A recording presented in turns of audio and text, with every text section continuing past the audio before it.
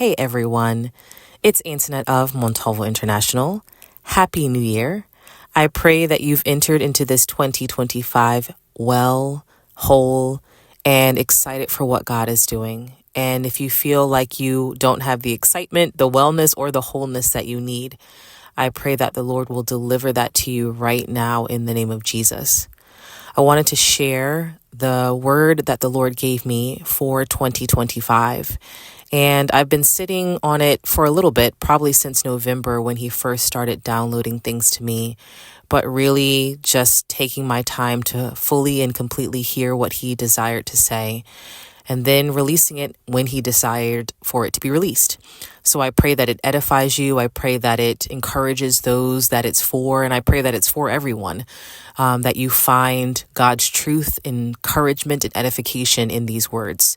And may you truly see that God is for you and not against you. So I hear the Lord say, 2025 coming alive. I know that's very catchy, but that's what I heard. And he goes on to say, embrace your year of Jubilee, a time to restore, strengthen, and accelerate. And if for those who may want to follow along, you can also read this word on our website at www.montalvointernational.org. This link is also in our description or profiles, depending on what platform you go to. But if you would like to read it, I encourage you to do that. It's also available on our Instagram page at Montalvo International. So again, I hear the Lord say, 2025 coming alive. Embrace your year of Jubilee, a time to restore, strengthen, and accelerate. And he highlighted two verses to me specifically, Leviticus 25, verses 12 through 13, although I encourage you to read all of Leviticus 25, as well as Joel 2 and 25 through 26. And again, I encourage you to read all of Joel and 2. But Leviticus 25 verses 12 through 13 says, for it is the Jubilee. It shall be holy to you. You shall eat its produce from the field. In this year of Jubilee, each of you shall return to his possession.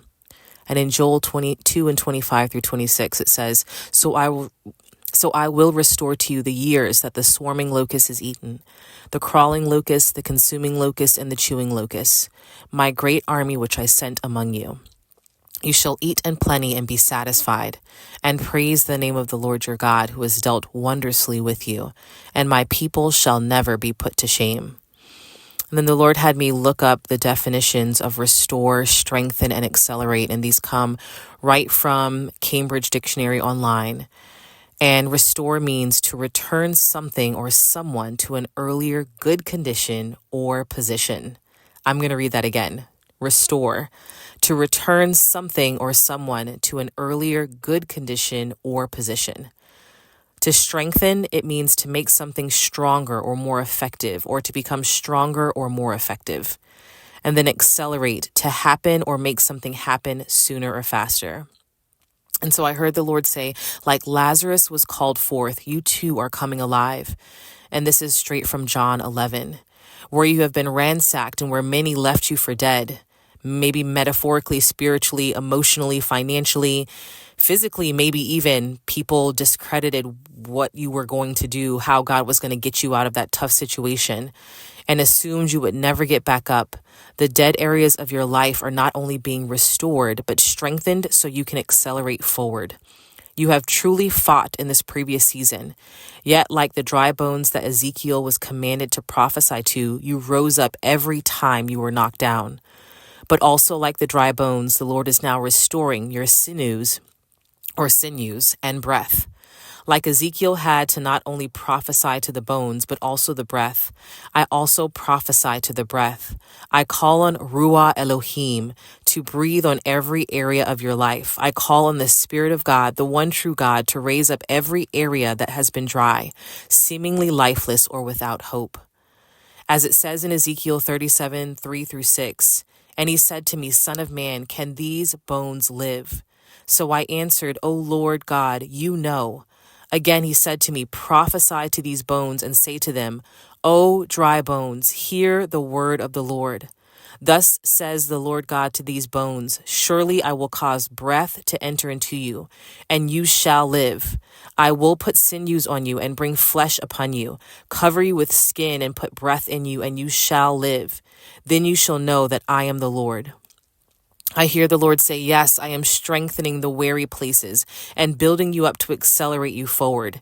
Yet even as the words come forth, there are still many who are saying, just like the dry bones, but our bones are dry, our hope is lost, and we ourselves are cut off. And that's from Ezekiel 37:11. Yet the Lord is gracious and mindful of you. The Lord is yet still reminding you that with him, one day is as 1,000 years, and 1,000 years as one day, as it says in 2 Peter 3:8. While they scream chaos all around, I will bring a light in Goshen and peace across the land.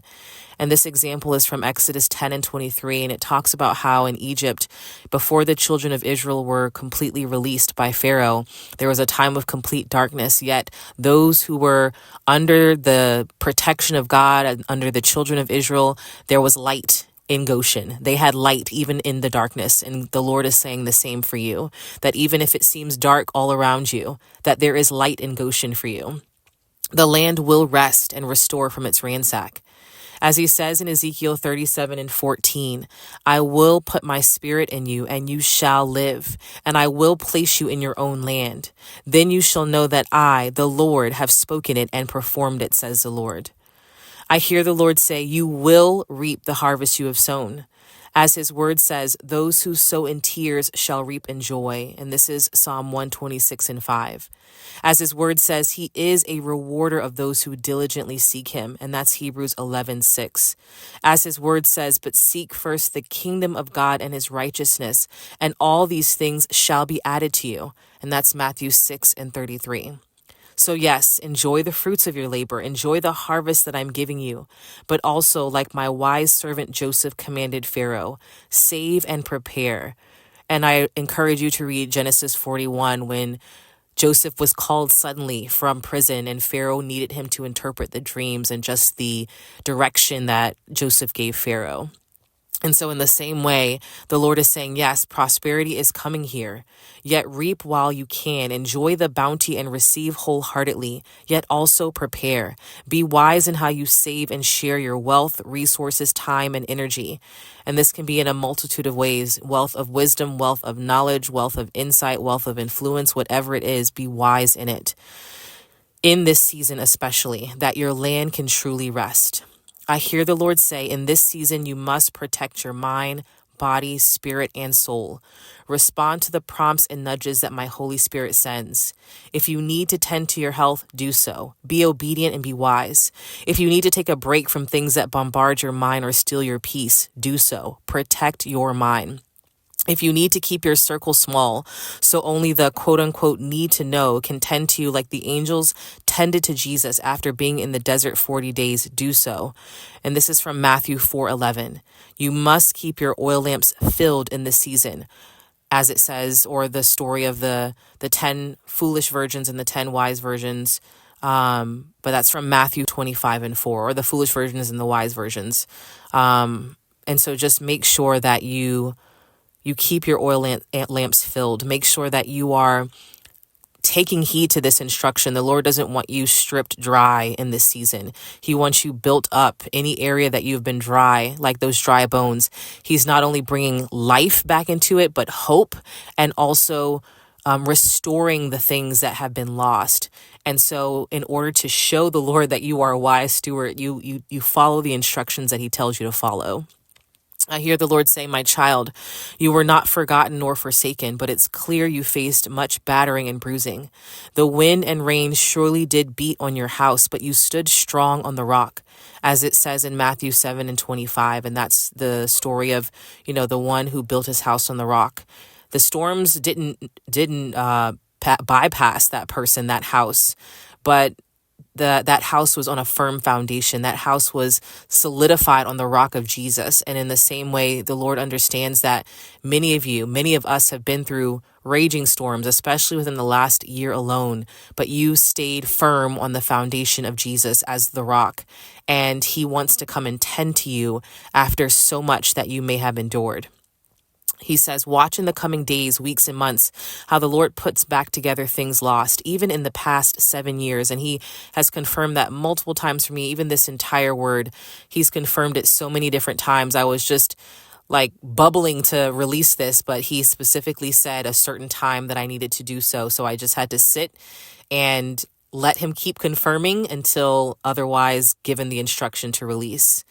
Like the Levitical year of Jubilee, you will be eating the old harvest while you receive the new, as it says in Leviticus 25, verse 20 through 22. Again, I hear him say, be wise as I restore, strengthen, and accelerate you. Be wise with your body, mind, spirit, and soul. Be wise with your resources. And if you lack wisdom, ask me, as it says in James 1:5. Use discernment. Be vigilant, yet rest in my restoration. You have done well. It's time to receive.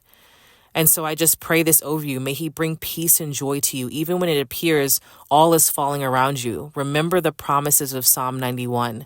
1,000 may fall at your side and 10,000 at your right hand, but it shall not come near you. And that's Psalm 91:7. I encourage you to just meditate on Psalm 91 if you haven't already been, probably for the last several years.